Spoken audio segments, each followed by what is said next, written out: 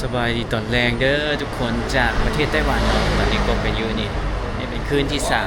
3วันนี้ก็นั่งตัดคลิปเปิดมือเลยทุกคนก็ออกมาเนาะตอนนี้9:40ย่างกายห้านมีที่ว่ากินเมื่อวานเนาะห้านมีไต้หวันปิดละปิดประมาณ9:30ซอกรออย่างกินก่อนจะกินข้าวเนาะตอนนั้นมีแต่ประเภทเส้นไปอันนี้เป็นอย่างนี้เห็นห้านนี่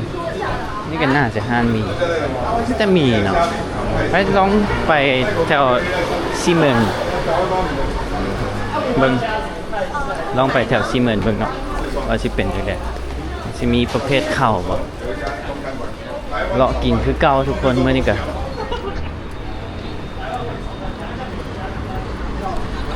อากาศมื้อนี้ก็ถือว่ามีลมอากาศเอาเนาะทุกคนคนอยู่โฮสเทลกับกบหั่นน่ะที่เล่าให้ฟังทุกคนคนที่อยู่โฮสเทลกับกบพวกที่ว่าพักนำกันส่วนหลายเขาใช้ชีวิตกลางคืนแต่แบบตอนเช้าก็มีคนที่ว่าตื่นไปเที่ยวอย่างอยู่แต่คนส่วนหลายตอนค่ำตอนแรงจังซี่นี่แบบโอ้คือคักเลย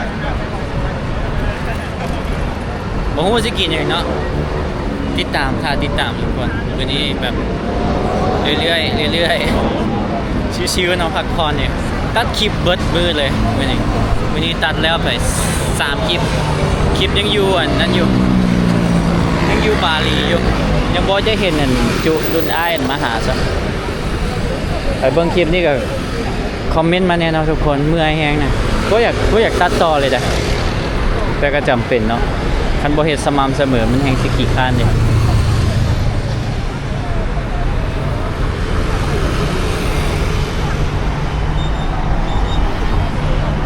รถเมล์นี่หลายเด้อประเทศเขา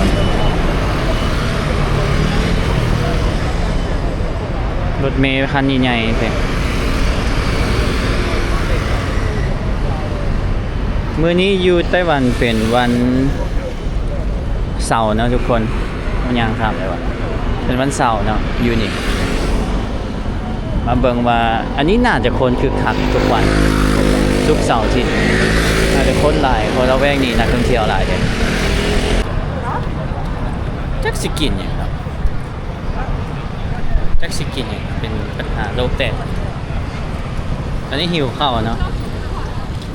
ตอนเช้าหันกบนั่งตัดคลิปเด้ตื่นแต่สวยคนละทุกคนแล้วก็กินมีเนาะกินมีแล้วก็นั่งคลิปแล้วก็นอนพักผ่อนต่อเมื่อวานเขาไปนี่แหละเนาะลองไปนี่เบิ่งลองรอเบิ่งห้างของกินเบิ่ง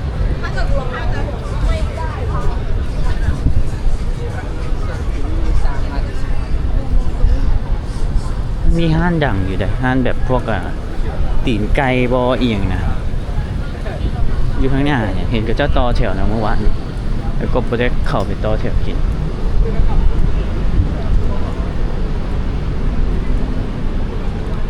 ลมมันบอกทุกคนลมอากาศถือว่าโอเคเลย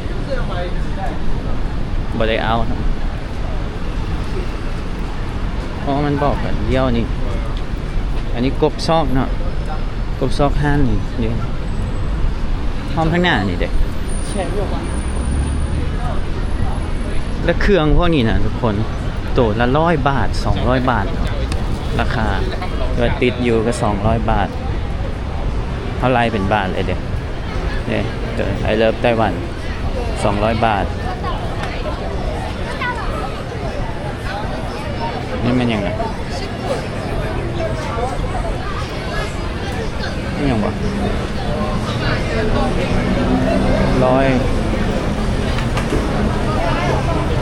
เป็นแบบพวกยำจีนใช่ป่ะเป็นพวกยำจีนก็กินข้าวกันเรียกตัวนี้ที่ว่ามันดังเนาะเห็นเขาเจ้าต่อกินต่อแถวกินแต่ไม่รู้ว่ามันอย่างไรไม่อย่างวะไต้หวันป๊อปคอร์นชอยชิคเก้นไก่ว่ะเดี๋ยวกินข้าวเนาะเราแวกนี่เอา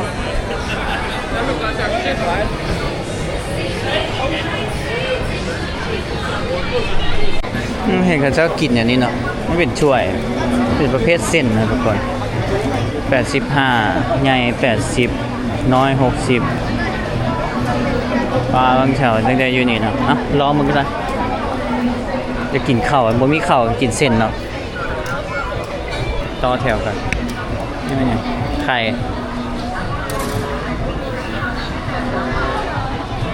น่าจะแซ่บอยู่ที่บ่คนต่อแถวเต็มเลยเป็นห้านนี่ทุกคนห้านที่ว่ากบมากบเบิ้งอะนะมาแนะนำมาห้านนี่ไอชุงฟรอไลซ์นูโดไลซ์นูโดมันเป็นขบุ้นที่บอก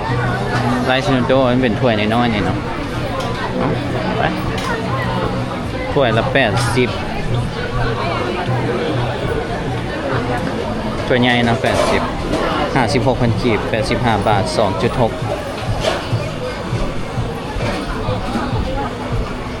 ดีแต่ไม่อังกฤษเนาะนี่ภาษาอังกฤษห้านี่ดังเลยรีวิวนี่4 ดาวอยู่ Google Map 1 yeah eat here ได้บัตรมาผู้ลืมเอาเงินมาทุกคนดีแต่มีเหรียญเงินกบอยู่กระเป๋าอยู่โฮสเทลเฮียจักสิไปกินอยู่ใส่บ่อยู่ใส่กับมีเพลงทุกคนเอ้ยเนี่ยเอากล้องถ่ายให้เลยเนาะบางโอ้อันนี้ใส่อัวเป็นแต่แซ่บเลยใส่อัวกับปิ้งไก่เนาะไม่ค้านะฮะ กินอันนี้ก่อนไปซอกกินอันนี้ก่อนทุกคนเสียงเพลงดังเนาะมีลิขสิทธิ์อะไรมันบ่ได้อะนะไปซอกคนเพลงดังมาเลย2 ฟังค่ะมากินอยู่นี่แหละนะนี่เจ้าดังว่าซั่นมันเป็นแบบเส้นสดคำแรกได้กินปลาแห้งเลยทายอยู่บ่ล่ะได้กินปลาแห้งเลยทุกคนได้กินปลาแห้งแต่มีพวกคือแบบเครื่องในหมูบวรพา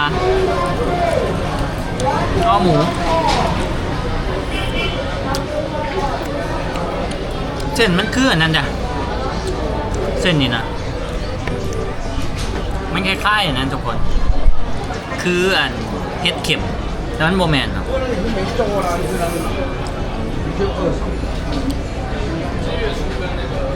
คือเส้นเฟิร์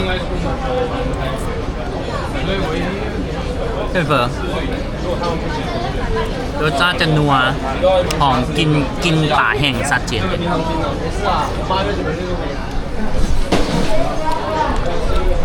ลำบากเนาะกลมลงอยู่ที่ป่าแห้งสัดเจนเลยนัวเต็ม10อันนี้โดยโซนโตเนาะกบให้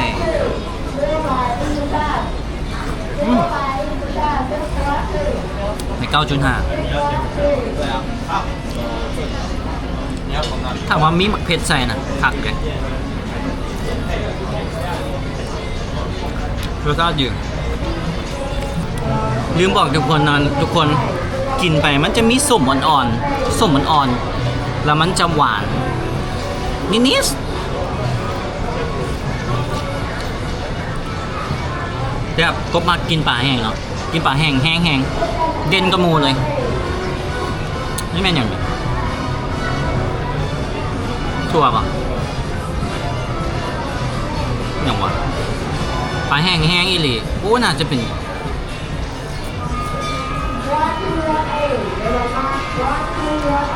็นพวกเก็ตป่าปะวะเขาจืนเก็ตป่าใช่ไหมนี่เป็นกล้าม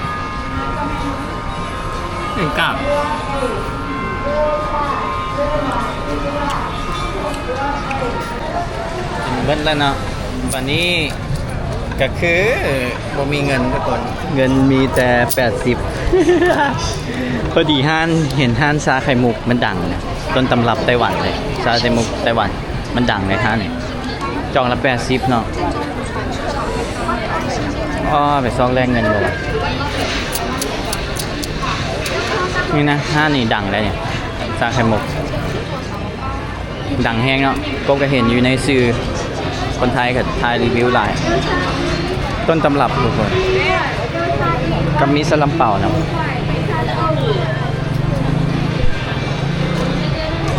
เดี๋ยวหาบอลแลกเงินก่อนแลกเงินกับปิดแล้วเนาะเอาไปกด ATM เอาซะมีว่ามีเงินสดอยู่กดเงินก็นอนทุกคนกระเป๋าไว้หันเลยได้หันไว้โฮสเทลได้หันลืมว่ามีเงินอยู่ในหันโอ้ยตายก็ลืมกึดเลย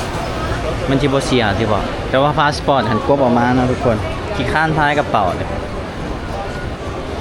กดเซเว่นคึกคักเนาะตอนนี้ 10 โมงนี่คึกคักอยู่ทุกคนจากไหนพากันหนีตำรวจแหละ เมื่อวานนี่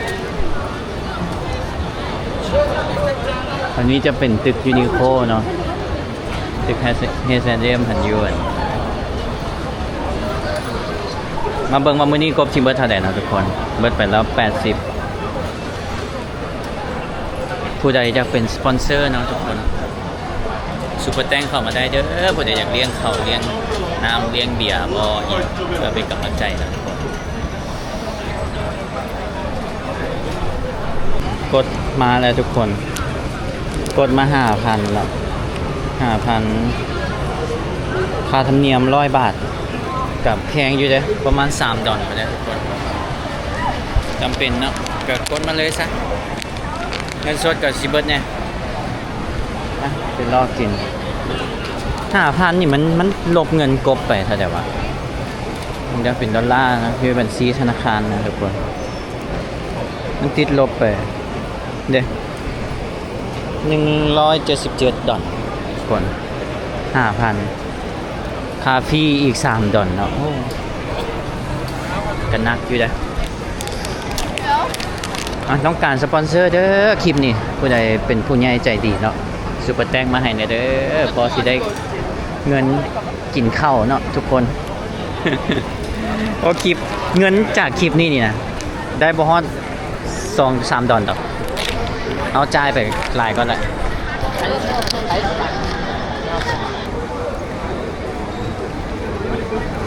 ไปใจดีจากเลี้ยงข้าวเลี้ยงน้ำกบเนาะซุปเปอร์แตงมาได้เด้อทุกคนมีแล้วมีอันนี้แล้วกินอย่างน้อยบัดนี้ Golden Juice Chicken anh về nhớ เล็กโลขาไก่160อันนี้เป็นอย่างไร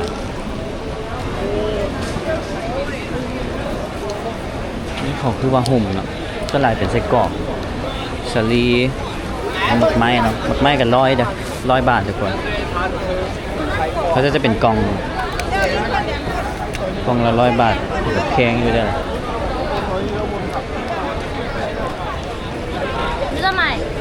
นี่กับปิ้งไก่เมื่อวานนะลองซ้อไปซอยไม้บ้างซอยนั้นบ้างบ่มีฝั่งนี้บ่มีทุกคนฝั่งนี้บ่มีอาหารอันนี้มันอย่างสวีทโพเตโต้12 ก้อน 60 8 ก้อน 40ลืมไปว่าเงินตัวเองใบใหญ่ทุกคนใบพันพุ่นนะแล้วน่าจะบ่มีทอนเดี๋ยวไปซอกซื้ออย่างมาแลกก่อนแลกเงินก่อน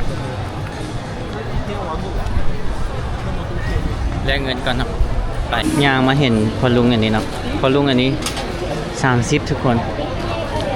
แล้วก็เรามีเงินแลกให้อีกแลกให้นะฮัลโหล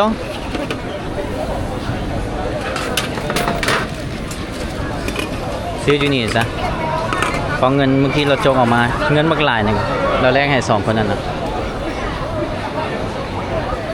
ฮัลโหล small 来，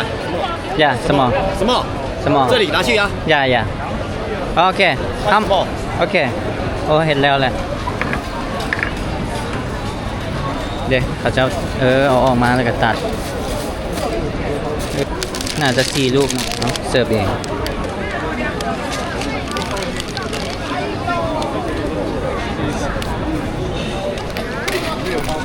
2 3 4 90 900 50 60 70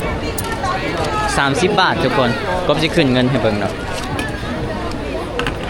ครับแพงอยู่ได้22มันกีบเนาะ31 บาทไล่32 บาทกับ1 ดอลลาร์เลยซะ 0.98 1 ดอลลาร์เนี่ยโปเตโต้กับมันฝรั่ง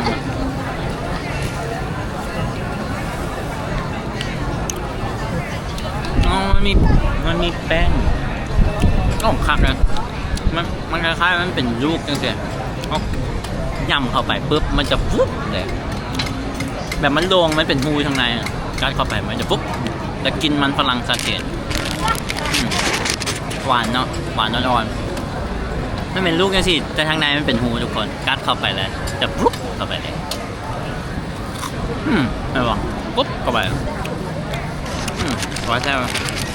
เอามันฝรั่งคล้ายๆขนมอย่างมาบ้านเขาที่มันเป็นฮูน่ะแต่เขาถ้ามันง่าใจนะทุกคนฟิวเดียวกัน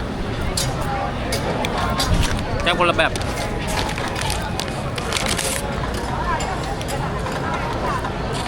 เมื่อวานนี่ตอนกบซอกว่าบ่มีมองถิ่มกินเหยื่อนะมันบ่เป็นโซนของกินทุกคนโซนของกินมันมีมองถิ่มเดียวแล้วแวกนี่จะมีเนาะเนี่ยมันจะมีจุดบ่ไกลกันเลยใกล้ๆกัน อันนี้จุดหนึ่งอันนั้นจุดหนึ่งเห็นปะปุ๊บแล้วนั่นกับจุดหนึ่งไปกินซานมก่อนบัดนี้ต้นตำรับไต้หวันมันจะเป็นยังไงเนาะแซ่บสำเร็จไป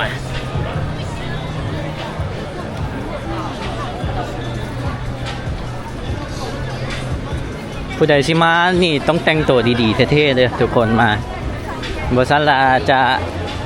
อายเขาเนาะ แบบตอนนี้แกยังบ่มั่นใจตัวเองได้นี่แต่งตัวใส่ขาสั้นกับอันนี้บ่มั่นใจเลยเพราะว่าวัยรุ่นอยู่นี่แม่งแต่งตัวโคตรเท่เลย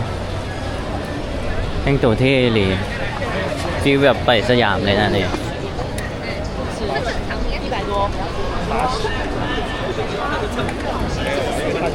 แล้วก็มีแต่นักท่องเที่ยวที่เบิ่งสูงเฮ้ยรถตำรวจมาแหละพากันหนีแล้วเนี่ยว่ารถตำรวจมาเลยตำรวจก็ขี่รถใหญ่รถจักรเข้า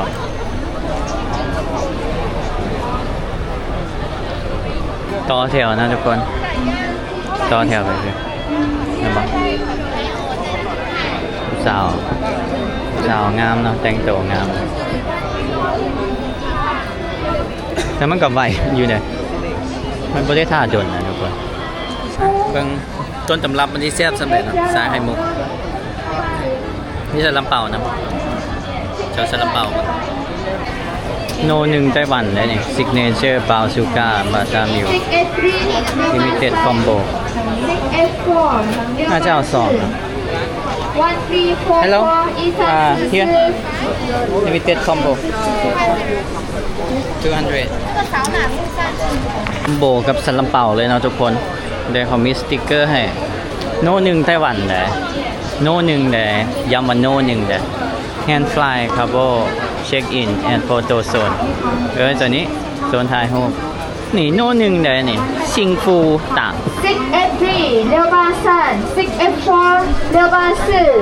1344 1344นี่เลขคิว 1346 1346 1346อ้าว1345อยู่ใส่ละ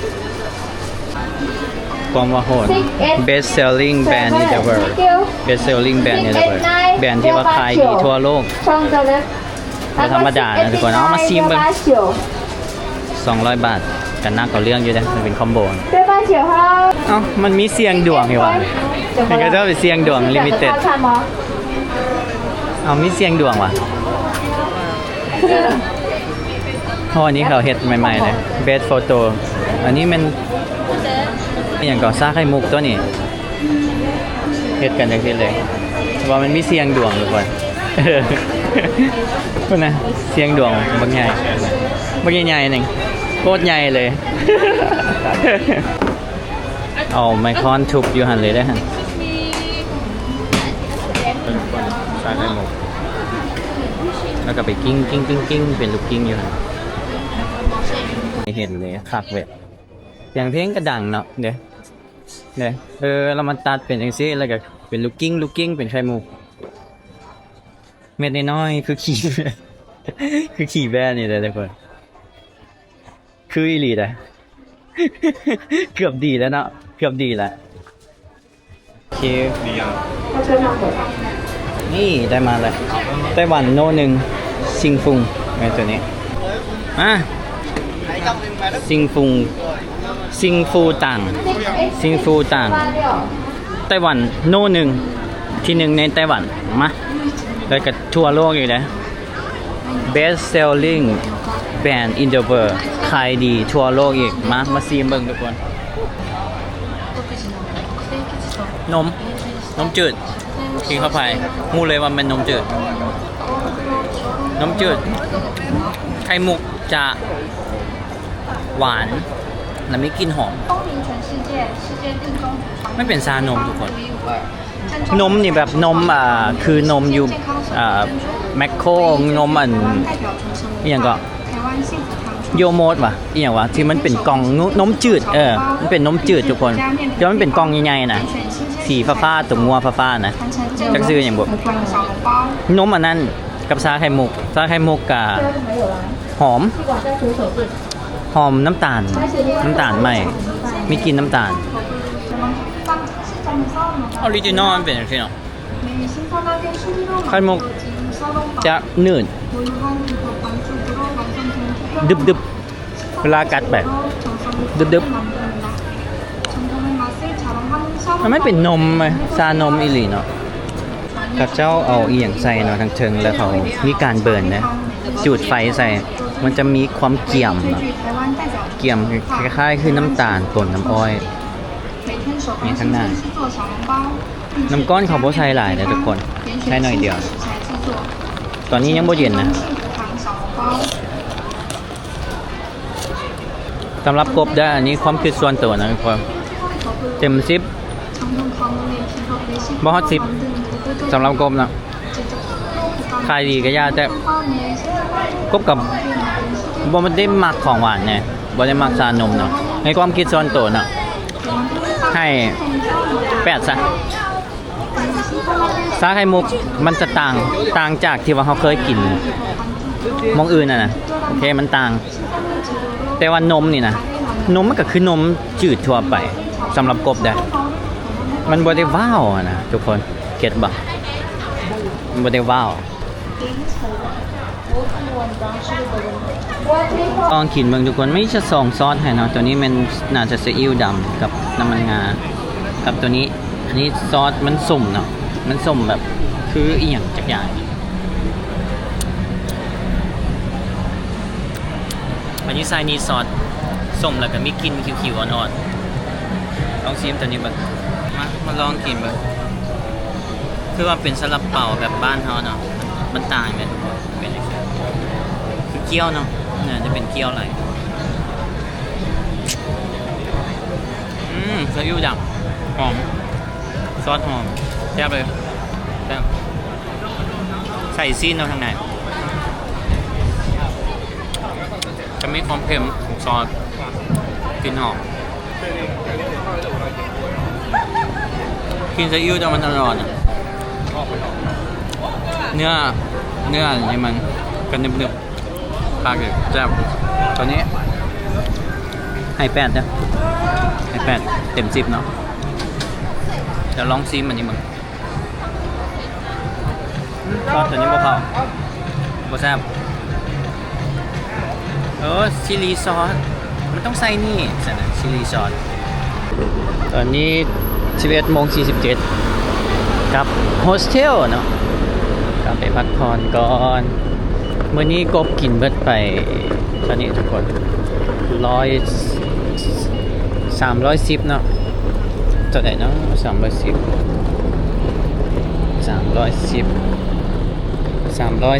เนาะเงินบาท$10ทุกคน200,000ซาวกินหน่อยเดียวเพื่อ200,000ซาวนักเนาะนักเราเรื่องอยู่ได้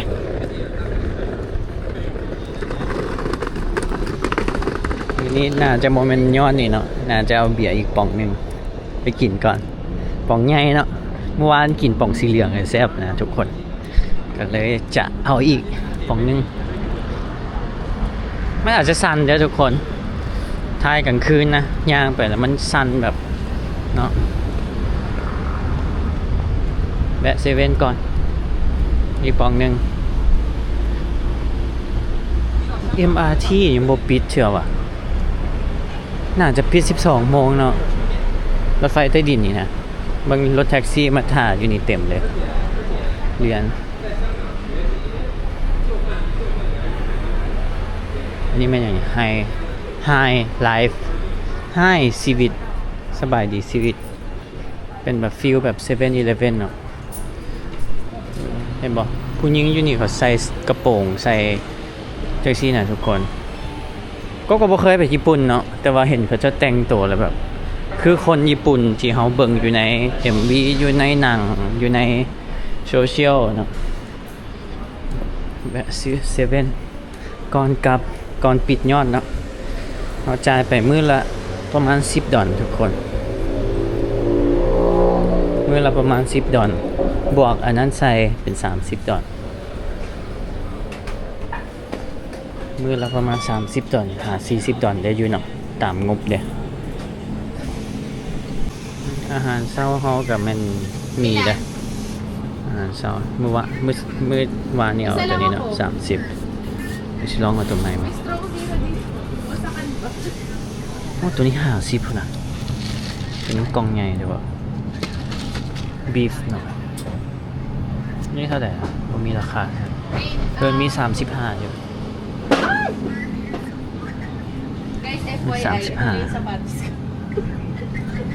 โอ้นี่50เอ้ยได้35โอเคอันนี้เป็นอาหารเช้านะตัวเพชรเลยสัก50 57 35มันกีบเดี๋ยวจะขึ้นเงินให้ทุกคนเบิ่งเนาะอันนี้น่าจะ50กับเบียร์กล่องนึงจบตัวนี้เนาะตัวนี้41นี่แหละ40ปลายตัวนี้48ตัวนี้แพงก่อนตัวนี้แซ่บกว่าเบียร์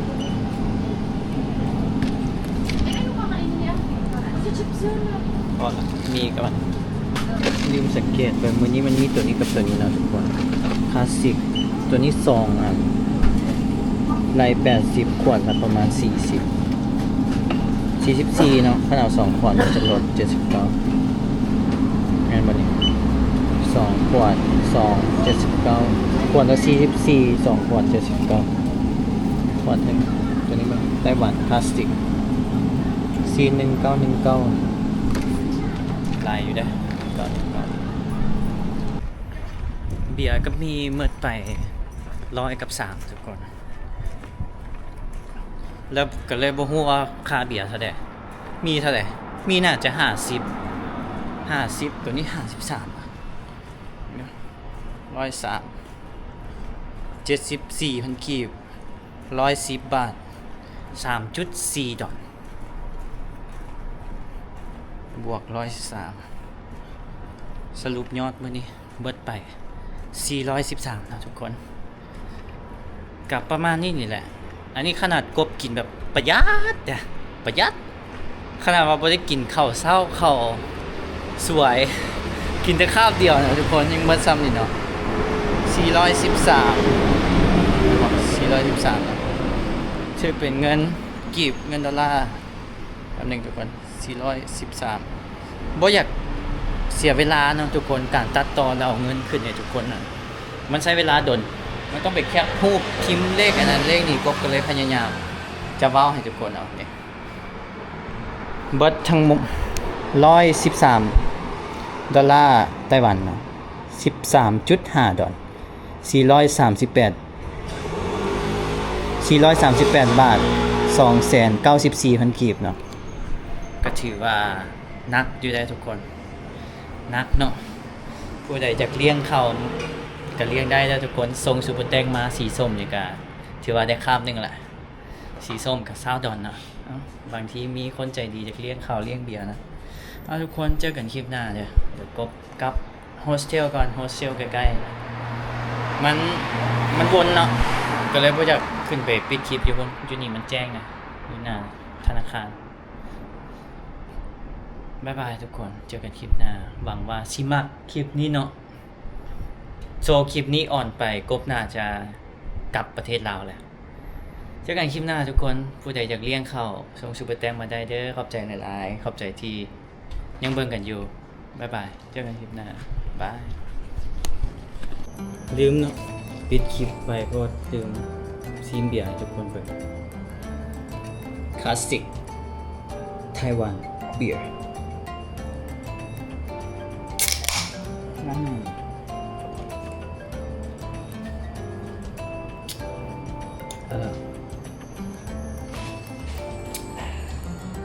รสชาติกับมันเบียร์เนาะทุกคน มันกระแซบเลยตัวนี้กระแซบแต่มันจะอ่อนถ้าเทียบกับเบียร์แล้วมันจะอ่อนเลยซอฟต์เลยมันมีกลินอายคล้ายๆตัวเบียร์ลาวตัวคือตัวมันจืดเนาะสำหรับกบ 4.5% แอลกอฮอล์ก็ถือว่าได้อยู่ตัวนี้กับตัวสีเหลืองแซ่บเนาะตัวสีเป็นกอซิล่าปองน้อยๆอ่ะบ่แซ่บแล้วก็แพงอีก